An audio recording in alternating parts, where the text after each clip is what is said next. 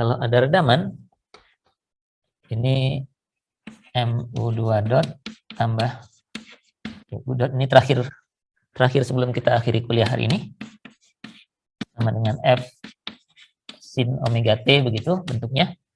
Jadi ada redamannya, ada C U dotnya. Nanti solusinya akan berbentuk yang homogennya adalah A, eksponensial ya.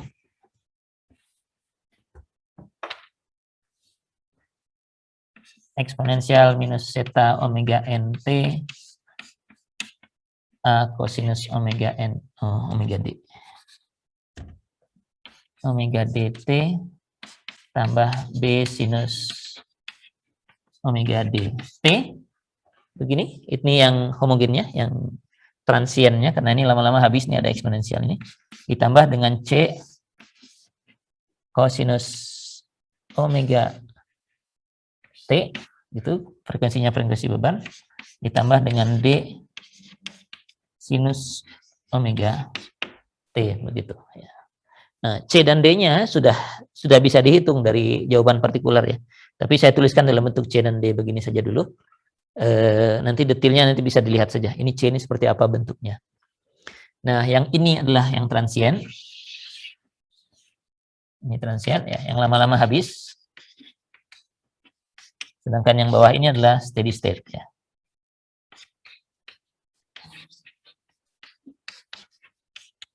Steady state ya. Yang bawah ini ya. Nah, yang steady state ini kita lebih tertarik membahas yang ini karena ini akan lama-lama habis. Yang steady state itu kalau dikeluarkan angkanya bisa dalam bentuk seperti ini. Angka formulanya, maaf ya. Bentuknya adalah F per K-nya tetap muncul. Lalu faktor yang di tengah yang tadi terhapus di sini. Ini apa yang tadi kita gambarkan grafiknya itu. Bentuknya akan seperti ini. 1 dibagi akar 1 min beta kuadrat tambah 2 zeta beta kuadrat. Gitu. Terus ada sinus omega T ditambah dengan V. Ya. V tertentu. Bentuknya akan demikian ya. Jadi ini akan bolak-balik antara 1 dan min 1. Yang ini statik ya, F dibagi K. Nah, ada faktor yang di tengah ini yang namanya dynamic amplification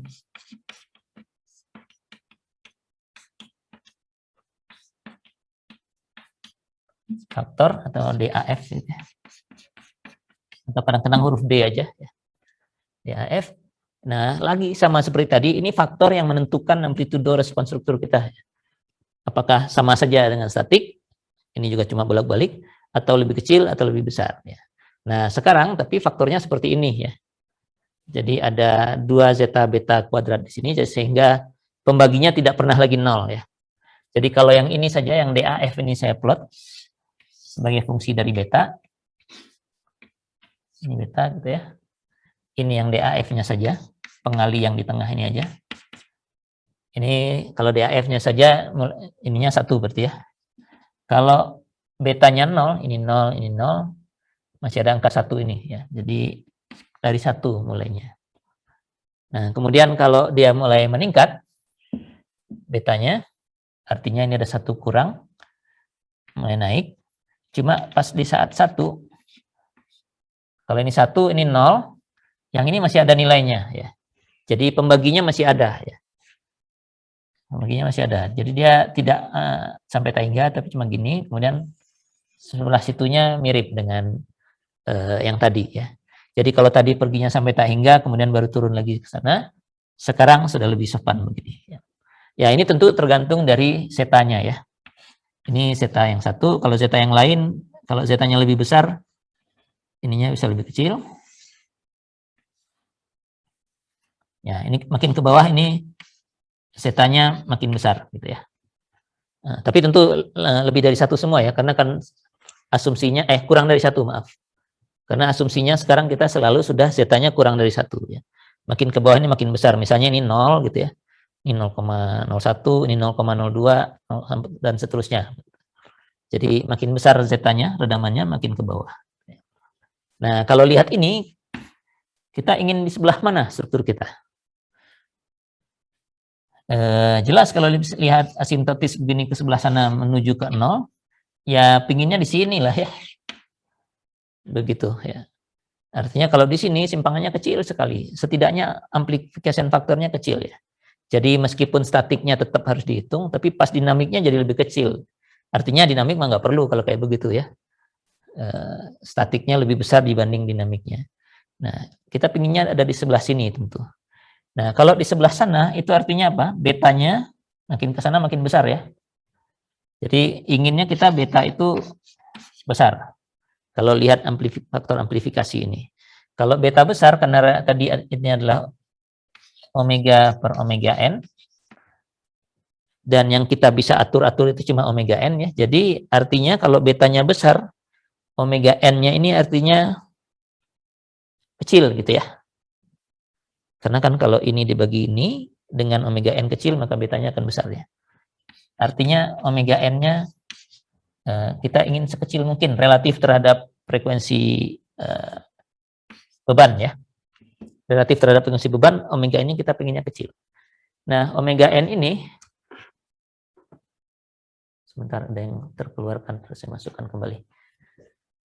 Yang omega n ini itu adalah akar K per M ya.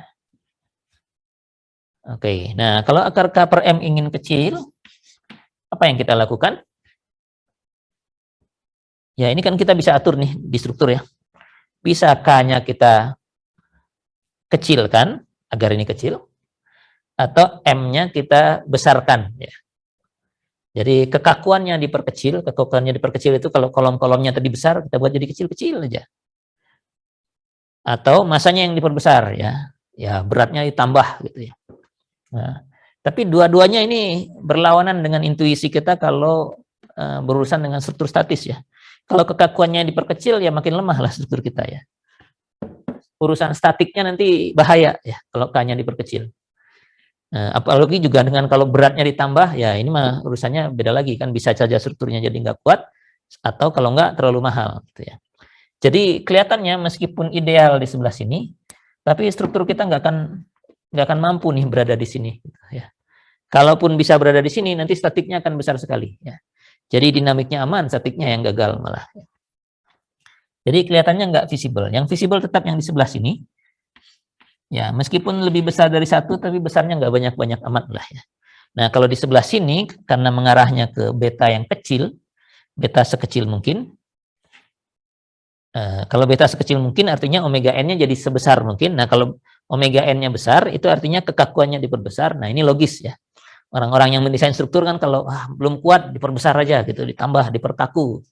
Tambah bracingnya, tambah macam-macam gitu ya. Atau masanya diperkecil ya, jadi beban-bebannya dikurangi gitu. Nah ini lebih logis ya, dan memang biasanya kita beradanya di sini ya, untuk bangunan bangunan kita yang besar ini ya, bangunan sipil kita. Yang bisa berada di sini itu yang dengan kekakuan kecil itu adalah bangunan-bangunan terapung biasanya ya. Karena kalau bangunan terapung kan kekakuannya cuma kabel gitu ya, ya nggak apa-apa, bangunan terapung itu dinamiknya kecil tapi statiknya artinya dia bisa pergi jauh gitu kayak kapal gitu ya. Nanti tertahan oleh kabelnya ya. Besar tapi tidak terlalu masalah. Jadi kira-kira demikian ya.